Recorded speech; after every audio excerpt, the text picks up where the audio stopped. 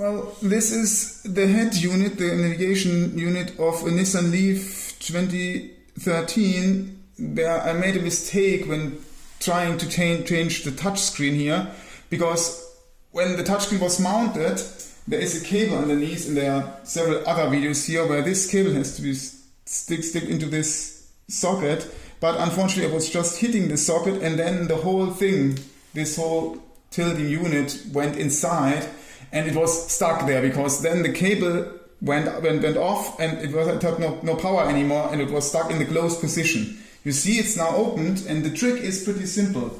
Well, first you have to unscrew every screw you can find around here. You see lots of screws here. I will save you this part because it's very simple. But the main thing is that if you look closely inside here, it's hard to see. You see there is a motor. There's a small electric motor here, and there's a gear behind that. And I have now 5 volts on my power supply. There's this power supply here, and it gives me 5 volts and about 1 amp. So don't overdo it, because this might damage the motor. And I also disconnected this small wire. You see this brown white wire in here that is usually attached to this circuit board, because I feared that maybe if I have too much power, because I don't know the rating of the motor, that this would damage something on the circuit board. So I unplugged it, and then I use some 2 just small cables with blank ends, and I will now insert it to the motor so that the motor gets some power.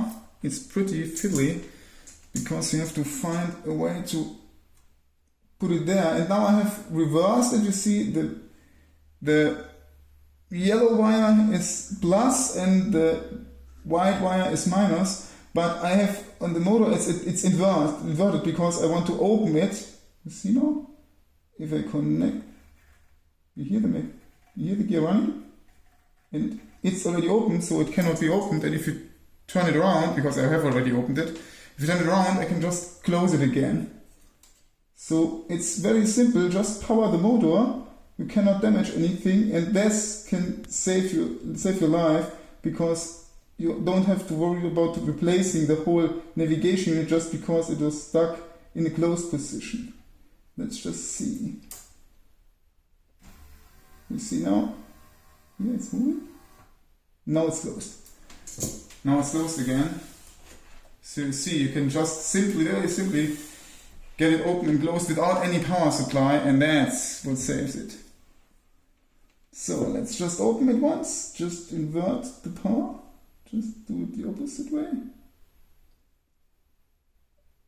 And if I did it right, then it should open again. Yeah. Here. Now it's open. And then you can continue the replacement of the touchscreen, because that was an additional error, and there are many videos of that, but I never found a video of how to make it happen that it works again if it's stuck there.